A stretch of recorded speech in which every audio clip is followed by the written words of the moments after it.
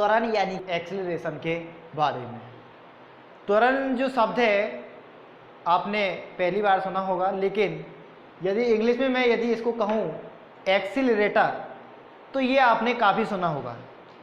जैसे एक्सीलरेटर होता है आपके व्हीकल्स में होता है, दो पहिया जो वाहन होते हैं उनमें होता है एक्सीलरेटर, यानी कि स्पीड को परिवर्तित करने वाला, चाल को परिवर्तित करने वाला, वेग को परिवर्तित करने वाला।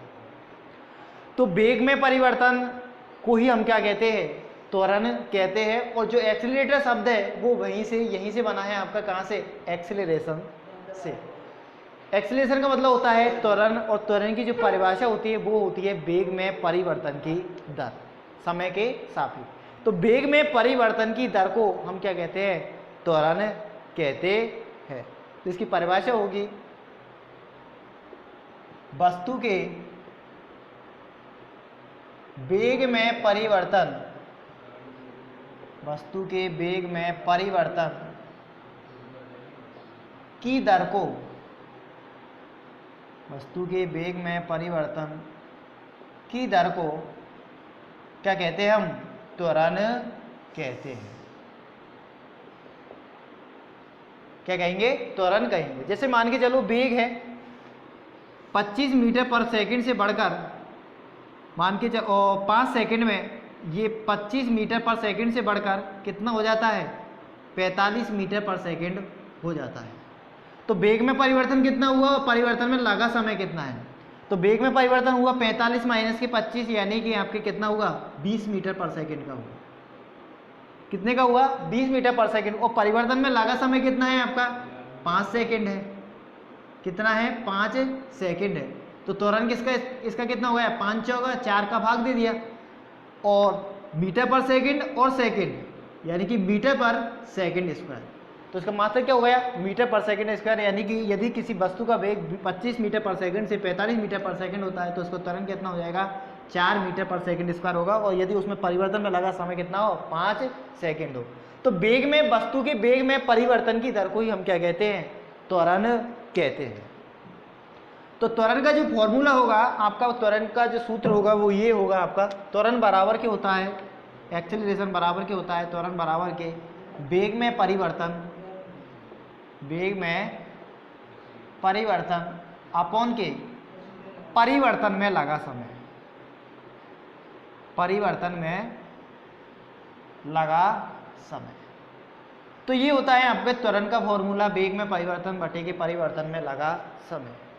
यदि मात्रक की बात करें तो इसका जो ऐसा ही मात्रक होता है वो होता है मीटर पर सेकंड स्क्वायर। क्या होता है इसका मात्रक, मीटर पर सेकंड स्क्वायर होता है। और विमा होती है इसकी, विमा जो होती है वो होती है वेग की विमा बटे के समय की विमा। वेग की विमा होती है आपकी L1 t माइनस के 1, और समय की विमा क्या होती है, T1 होती है। तो ये T1 जब ऊपर जाएगा तो किस माइनस में चेंज हो जाएगा, यानी कि इसकी जो 1 खाता है वो किसकी हो जाएगी, -1 हो जाएगी। और t माइनस की 1, और ये ऊपर गया t माइनस की 1, कितना हो जाएगा, t माइनस की 2। तो ये हो जाएगी इसकी विमा, त्वरण की विमा हो जाएगी L1 t माइनस के 2। वेग में परिवर्तन की दर को क्या कह रहे हैं हम, त्वरण कह रहे हैं। वेग कैसी राशि है आपकी, सदिश राशि है। तो त्वरण भी कैसी राशि होगी आपकी, सदिश राशि होगी। तो त्वरण कैसी राशि है, सदिश राशि है। त्वरण सदिश राशि है, त्वरण सदिश राशि है। और इसकी सदिश राशि है, सदिश राशि किसे कहते हैं, ऐसी राशि है जिन्हें पूर्णतः व्यक्त करने के लिए हमें परिमाण के साथ साथ दिशा की भी आवश्यकता होती है। तो त्वरण सदिश राशि है, तो त्वरण की दिशा किस ओर होगी, वेग में परिवर्तन की ओर होगी। यानी कि त्वरण कैसी राशि हो गई आपकी, सदिश राशि होगी। अब जैसे हमने वेग को कई भागों में डिवाइडेड किया था कि एक समान वेग, क्या एक समान वेग, परिवर्ती वेग, तात्क्षणिक वेग, औसत वेग, ऐसे त्वरण को भी हम कई भागों में बांटते हैं कि औसत त्वरण किसे कहते हैं, एक समान त्वरण किसे कहते हैं, परिवर्ती त्वरण किसे कहते हैं, तात्क्षणिक त्वरण किसे कहते हैं। तो नंबर यानी कि 1 बाई 1 करके हम लेते हैं। तो सबसे पहले लेते हैं हम औसत त्वरण। तो ये तो हो गया त्वरण, त्वरण की परिभाषा और त्वरण का फॉर्मूला, मात्रक, विमा, और ये किस प्रकार की राशि है। नेक्स्ट है आपके त्वरण में ही है औसत त्वरण, यानी कि एवरेज एक्सेलरेशन, एवरेज एक्सेलरेशन, औसत त्वरण। तो औसत का मतलब होता है माध्य लेना, यानी कि वस्तु के वेग में परिवर्तन, टोटल परिवर्तन कितना हुआ, और उस परिवर्तन में लगा समय कितना था, उसे कहते हैं हम औसत त्वरण। तो नेक्स्ट जो हेडिंग है वो है आपकी औसत त्वरण। औसत त्वरण किसे कहेंगे हम? औसत त्वरण से मतलब है वस्तु के वेग में कुल परिवर्तन, वस्तु के वेग में कुल परिवर्तन व परिवर्तन में लगे समय अंतराल के अनुपात को वस्तु का औसत त्वरण कहते हैं। यदि मान के चलो वस्तु के वेग में परिवर्तन डेल्टा v है और उस परिवर्तन में लगा समय डेल्टा t है, तो वस्तु का जो त्वरण होगा वो a बराबर के होगा आपका डेल्टा v अपन के डेल्टा t। तो डेफिनेशन जो होगी औसत त्वरण की वो इस तरह से होगी आपके वस्तु के वेग में कुल परिवर्तन एवं इस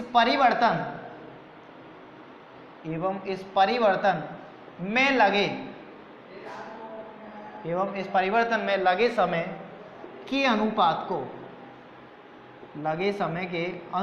को औसत त्वरण कहते हैं। औसत त्वरण कहते हैं। क्या कहते हैं? औसत त्वरण कहते हैं। यदि किसी वस्तु के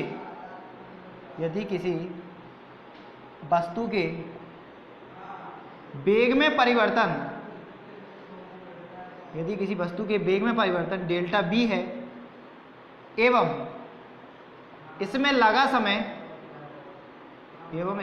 समय डेल्टा t है, तो वस्तु का औसत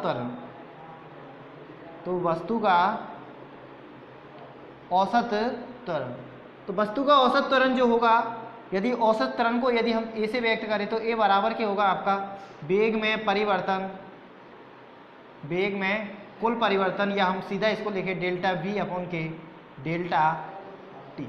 a का मतलब होता है एक्सेलरेशन और त्वरण को हम किससे व्यक्त करते हैं? a से व्यक्त करते हैं।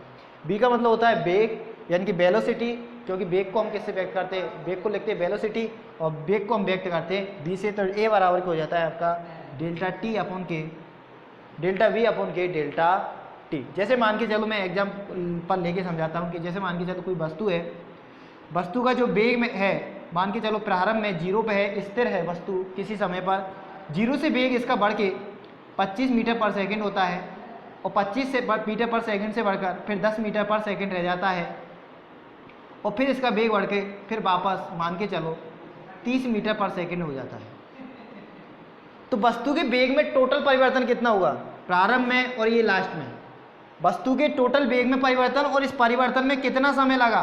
तो यदि मान के चलो यहाँ पर वेग में टोटल परिवर्तन आपका डेल्टा v हुआ और इसमें लगा समय डेल्टा t हुआ, तो इन दोनों का जो अनुपात होगा उस अनुपात को ही हम क्या कहेंगे?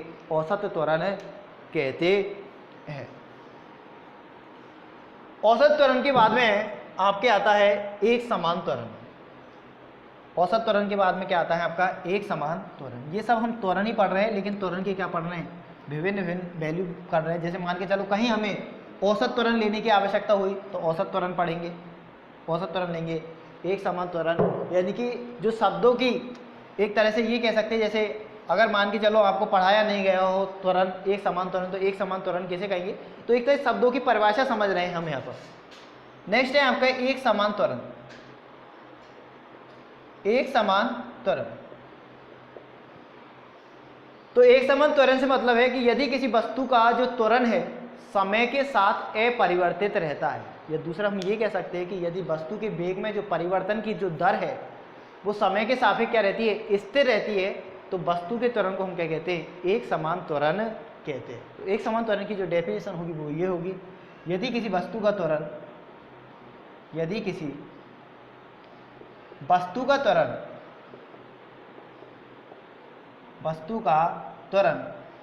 समय के सापेक्ष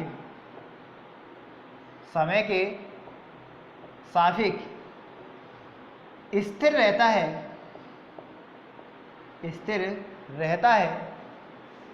यदि किसी वस्तु का त्वरण समय के सापेक्ष स्थिर रहता है तो इसे तो इसे एक समान त्वरण, तो इसे एक समान त्वरण, तो इसे एक समान त्वरण कहते हैं। अब एक समान त्वरण की स्थिति में जो आपका वेग समय ग्राफ होगा, यदि वेग और समय के बीच में हम ग्राफ खींचे तो वेग जो समय के बीच में ग्राफ आएगा वो इस तरीके से आएगा, यानी कि एक सरल रेखा आएगा। जो क्या होगा, यानी कि समय के बढ़ने के साथ साथ में क्या होगा, वेग का मान भी बढ़ेगा। जैसे मान के चलो किसी कैंप पर 10 मीटर पर सेकंड है वस्तु का, आगे 20 मीटर पर सेकंड हो जाता है और इसमें लगा जो समय है मान के चलो 5 सेकंड है। इसी प्रकार से 20 से मान के चलो 30 हो जाता है, 30 मीटर पर सेकंड, तो इसमें भी लगा आपका तो जो समय है वो कितना है, 5 सेकंड है। तो यहाँ पर प्रत्येक क्षण पर आप देखोगे कि वस्तु का जो त्वरण है वो क्या होता है, एक समान रहता है। यानी कि यहाँ भी वेग में परिवर्तन कितना, 10/5 यानी 2 मीटर पर सेकंड स्क्वायर। यहाँ भी आप देखोगे तो 30 माइनस के 20 यानी कि 10/5 यानी कि 2 मीटर पर सेकंड स्क्वायर। यानी कि जो वस्तु का जो त्वरण है वो क्या रहता है, नियत रहता है, फिक्स रहता है उसका मान। तो ऐसी स्थिति में जो वस्तु का त्वरण है उसको क्या कहते हैं, हम एक समान त्वरण कहते हैं। तो एक समान त्वरण की कंडीशन में जो वेग समय ग्राफ होता है वो एक सरल रेखा होता है, एक सरल रेखा होता है। और इसी प्रकार से यदि हम एक समान त्वरण की स्थिति में त्वरण समय ग्राफ खींचे, यानी कि इस अक्ष पर हम त्वरण ले और इधर समय ले, तो एक समान त्वरण की कंडीशन में जो त्वरण समय ग्राफ होगा वो आपका इस तरह से होगा। यानी कि समय के सापेक्ष जो वस्तु के त्वरण है वो परिवर्तित नहीं होगा, एक समान रहेगा। जैसे मान के चलो 2 मीटर पर सेकंड स्क्वायर है तो 2 मीटर पर सेकंड स्क्वायर रहेगा और समय आपका क्या होता जाएगा, बढ़ता जाएगा। तो इसे हम क्या कहेंगे, एक समान त्वरण कहेंगे। एक समान त्वरण की स्थिति में जो त्वरण समय वक्र है, एक समान त्वरण की कंडीशन में जो त्वरण समय वक्र है इसका जो क्षेत्रफल होता है, त्वरण समय वक्र का क्षेत्रफल किसको व्यक्त करता है, वेग को व्यक्त करता है। तो ये यहाँ पर ध्यान रखने वाली बात है कि एक समान त्वरण की स्थिति में त्वरण समय वक्र का जो क्षेत्रफल होता है वो वस्तु के वेग को व्यक्त करता है, यानी कि वस्तु के वेग को दर्शाता है। एक समान त्वरण के बाद में आता है आपका परिवर्ती त्वरण। नाम से ही स्पष्ट है, ये परिभाषा टाइप के आपके टॉपिक है, परिवर्ती त्वरण। तो परिवर्ती त्वरण का मतलब है कि यदि वस्तु का जो त्वरण है समय के साथ साथ परिवर्तित होता है तो उसे हम क्या कहते हैं, परिवर्ती त्वरण कहते हैं। क्या कहते हैं, परिवर्ती त्वरण कहते हैं।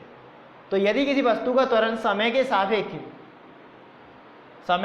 क्या होता है, परिवर्तित होता है, समय के सापेक्ष क्या होता है, परिवर्तित होता है, तो वस्तु के त्वरण को हम क्या कहते हैं, परिवर्ती त्वरण कहते हैं। तो डेफिनेशन होगी इसकी, यदि किसी वस्तु का त्वरण समय के सापेक्ष बदलता है या परिवर्तित होता है,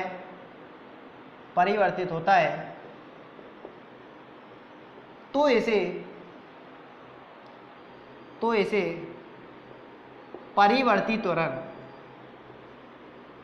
परिवर्ती त्वरण यानी कि चेंजेबल एक्सेलरेशन कहते हैं। क्या कहते हैं, परिवर्ती त्वरण कहते हैं। जैसे किसी समय पर मान के चलो वस्तु का वेग 10 मीटर पर सेकंड था और 5 सेकंड में बदल के ये कितना हो गया, 20 मीटर पर सेकंड हो गया। इसी प्रकार से अगले मान के चलो 5 सेकंड में बदल के ये 40 मीटर पर सेकंड हो गया।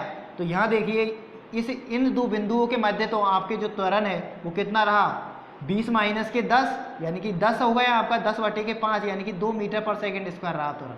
इसी प्रकार से ये दो पॉइंटों के मध्य में 40 माइनस के 20 यानी कि 20/5 कितना हो गया आपका, 4 मीटर पर सेकंड स्क्वायर हो गया। यानी कि बढ़ गया त्वरण, पहले 2 मीटर पर सेकंड स्क्वायर था, पहले 5 सेकंड, अगले 5 सेकंड में बढ़ के कितना हो गया, 4 मीटर पर सेकंड हो गया। तो यह वस्तु का त्वरण क्या हो गया, परिवर्तित हो गया।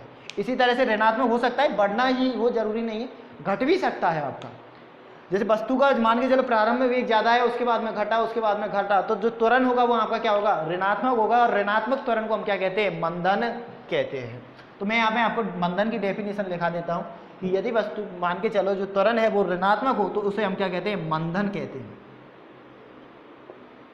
मंदन कहते हैं। तो यदि वस्तु का त्वरण ऋणात्मक हो तो इसे मंदन कहते हैं, मंदन मंदन कहते हैं। मंदन का मतलब है कि जो वस्तु की जो स्पीड है वो क्या हो रही है, मंद हो रही है, धीमी हो रही है। तो वहां से शब्द आया है हमारा मंदन। यानी कि यदि वस्तु का त्वरण ऋणात्मक है, ऋणात्मक कब आएगा, जब वस्तु का वेग कम होता जाएगा। जैसे मान के चलो वस्तु की किसी क्षण जो वेग था वो 20 मीटर पर सेकंड था, अगले क्षण घट के 10 मीटर पर सेकंड हो गया। तो 10 माइनस के 20 कितना आया, माइनस के 10 आया, और इसमें लगा समय आपका मान के चलो 2 सेकंड था। कितना था, 2 सेकंड था। तो 10 बटे माइनस 10 बटे के 2 यानी कि माइनस के 5 मीटर पर सेकंड स्क्वायर। तो जो ऋणात्मक आया यानी कि वस्तु का वेग इसमें क्या हुआ, घटा, यानी वस्तु क्या हुई, धीमी हुई, मंद हुई। तो इसको क्या कहते हैं, ऋणात्मक त्वरण को हम वस्तु का मंदन कहते हैं। यानी कि यदि वस्तु का त्वरण ऋणात्मक हो तो इसे हम क्या कहते हैं, मंदन कहते हैं। नेक्स्ट आता है आपका तात्क्षणिक त्वरण। क्या, तात्क्षणिक त्वरण। तात्क्षणिक त्वरण, तात्क्षणिक त्वरण से पहले वेग को मैं आपको याद दिला दूं कि तात्क्षणिक वेग किसे कहते हैं। तात्क्षणिक वेग का मतलब है कि किसी निश्चित क्षण पर वस्तु के वेग को तात्क्षणिक वेग कहते हैं। तो ऐसे ही यहाँ पर है कि किसी निश्चित क्षण पर वस्तु का जो त्वरण है उसे हम क्या कहते हैं, तात्क्षणिक त्वरण कहते हैं। तात्क्षणिक त्वरण, तात्क्षणिक त्वरण हो चाहे वेग हो चाहे चाल हो, इसका मतलब है कि डेल्टा टी टेंड्स टू 0, यानी कि जो समय अंतराल का जो पॉइंट है, यानी कि एक अल्पांश पर, एक अल्पांश स्थिति पर उस वस्तु का वेग कितना है तो इसे तात्क्षणिक वेग कहेंगे। वस्तु की चाल कितनी है तो इसे हम तात्क्षणिक चाल कहते हैं। और यदि वस्तु का त्वरण कितना है ये ज्ञात करते हैं तो इसे हम क्या कहते हैं, तात्क्षणिक त्वरण कहते हैं। एक समय के एक अल्पांश पर यदि वस्तु का त्वरण यदि हमें पता होता है, यानी कि वस्तु का त्वरण को ज्ञात करना ही हमारा क्या हो जाता है, तात्क्षणिक त्वरण कहलाता है। तो तात्क्षणिक त्वरण की परिभाषा होगी किसी निश्चित क्षण पर, किसी निश्चित क्षण पर वस्तु, किसी निश्चित क्षण पर वस्तु के त्वरण को, वस्तु के त्वरण को तात्क्षणिक, किसी निश्चित क्षण पर वस्तु के त्वरण को तात्क्षणिक त्वरण कहते हैं। तात्क्षणिक त्वरण कहते हैं। और तात्क्षणिक त्वरण को हम लिखते हैं ए बराबर के limit delta T tends to 0, यानी कि समय का एक विशेष मान, यानी कि समय का एक अल्पांश मान जो कि 0 की ओर अग्रसर है, उस पर डेल्टा बी अपॉन के डेल्टा टी, यानी कि वेग में परिवर्तन और परिवर्तन में लगे जो समय का अनुपात है वो कितना है, उसी को हम क्या कहते हैं, तात्क्षणिक त्वरण कहते हैं। अब लिमिट लग रही है आपकी डेल्टा टी टेंड्स टू 0, तो ये आपके चेंज हो जाती है ए बराबर के किसमें, अवकलन में dv बाई dt। तो यहाँ क्या होता है, dv बाई dt का मतलब होता है वेग में परिवर्तन किसके सापेक्ष, समय के सापेक्ष, यानी कि यहाँ पर ये dv बाई dt होता है समय के सापेक्ष। तो इसका मतलब होता है वेग का अवकलन, वेग कौन सा है, v का अवकलन समय के सापेक्ष, समय के सापेक्ष, समय क्या है यहाँ पे, t है, समय के सापेक्ष यानी समय t के सापेक्ष। तो dv बाई dt, तो इसको हम क्या कहते हैं, a बराबर क्या होता है आपका dv बाई dt। अब हमने देखा कि तात्क्षणिक वेग b बराबर के क्या होता है आपका dx बाई dt होता है, यानी कि x का अवकलन किसके सापेक्ष, t के सापेक्ष, यानी कि विस्थापन में परिवर्तन किसके सापेक्ष, समय के सापेक्ष किसी अल्पांश पर। तो b का मान क्या रखें हम यहाँ पे, dx बाई dt रखें। तो a बराबर क्या आएगा आपका d बाई dt और यहाँ से dx बाई dt। तो ये हो जाता है आपका d2x बाई dt स्क्वायर। तो a का जो मान आया वो आया आपका, a बराबर हो गया आपका dv बाई dt बराबर के d2x अपॉन के dt स्क्वायर। तो ये आपके तात्क्षणिक त्वरण के दो फॉर्मूले आ गए। पहला तो आ गया वेग में परिवर्तन समय के सापेक्ष, इसको हम अवकलन कहते हैं। ये आपके द्वितीय क्रम का अवकलज कहलाता है, यानी कि x में एक बार समय के सापेक्ष परिवर्तन करो dx बाई dt, यानी कि x में परिवर्तन समय के सापेक्ष, यानी विस्थापन में एक बार, विस्थापन का एक बार समय के सापेक्ष अवकलन करो, फिर जो मान आए आपका, जो परिमाण आए, रिजल्ट आए, उसका फिर दोबारा समय के सापेक्ष अवकलन करो। तो इसको बोलते हैं हम d2x बाई dt स्क्वायर, और इसको बोलते हैं हम द्वितीय क्रम का अवकलन, यानी कि x का t के सापेक्ष 2 बार अवकलन, यानी कि विस्थापन का 2 बार, यानी कि विस्थापन के सापेक्ष हमारा क्या हो गया, अवकलन हो गया। तो इसको इस रूप में हम लिख सकते हैं और ये हो जाता है आपका तात्क्षणिक त्वरण। किसका मान हो जाता है, तात्क्षणिक त्वरण। अब जैसे कुछ विशेष बात है, जैसे एक समान त्वरण की, जब एक समान वेग की स्थिति में यदि वस्तु का वेग एक समान है तो उस स्थिति में जो वस्तु का त्वरण होगा वो कितना होगा आपका, 0 होगा। यहां पे मैं एक बात बता दूं आपको, यदि वस्तु का वेग एक समान है, वेग एक समान है, या ऐसे कहे कि यदि कोई वस्तु एक समान वेग से गतिशील है तो उस स्थिति में त्वरण जो होगा वो क्या होगा, 0 होगा। क्यों होगा 0? क्योंकि त्वरण हम किसे कहते हैं, वस्तु के वेग में परिवर्तन की दर को क्या कहते हैं, 0 कहते हैं। और वस्तु का वेग यहाँ पे कितना है, एक समान है, यानी कि बदल रहा ही नहीं है, यानी कि किसी समय t पर भी v है और अगले समय t1 समय पर भी v है और t2 समय पर भी v है, तो b माइनस की b बराबर कितना आएगा, 0 आएगा। तो 0 अपन के t करेंगे तो कितना आएगा, 0 आएगा। यानी कि एक समान त्वरण की स्थिति में वस्तु का वेग कितना होता है, 0 होता है। सॉरी, एक समान वेग की कंडीशन में वस्तु का जो त्वरण होता है वो कितना होता है, 0 होता है। त्वरण का मान आपका धनात्मक भी हो सकता है, त्वरण का मान ऋणात्मक भी हो सकता है, और ऋणात्मक त्वरण को हम क्या कहते हैं, मंदन कहते हैं। यदि वस्तु का वेग लगातार घटता जा रहा है तो उस स्थिति में वस्तु का जो त्वरण होगा वो ऋणात्मक होगा, और उस जगह पर हम वस्तु के त्वरण को क्या कहेंगे, मंदन कहेंगे। और वस्तु का वेग लगातार बढ़ता जा रहा है तो आपका त्वरण का मान क्या होगा, पॉजिटिव होगा। सो स्टूडेंट, आज की वीडियो में ये था हमारा त्वरण यानी कि एक्सेलरेशन, जिसमें हमने त्वरण के विभिन्न प्रकार यानी कि औसत त्वरण, एक समान त्वरण, परिवर्ती त्वरण और तात्क्षणिक त्वरण के बारे में पढ़ा। इसका ग्राफ भी पढ़ा था मैंने, पढ़ाया है। एक समान त्वरण की स्थिति में वेग समय ग्राफ क्या होगा, त्वरण समय ग्राफ क्या होगा आपका, और त्वरण समय ग्राफ का जो वक्र है, का जो क्षेत्रफल है वो आपको किसको व्यक्त करेगा, वेग को व्यक्त करेगा। सो स्टूडेंट, यदि ये वीडियो आपको पसंद आया हो तो लाइक जरूर करें। यदि अभी तक आपने मेरे यूट्यूब चैनल को सब्सक्राइब नहीं किया है तो सब्सक्राइब भी जरूर करें।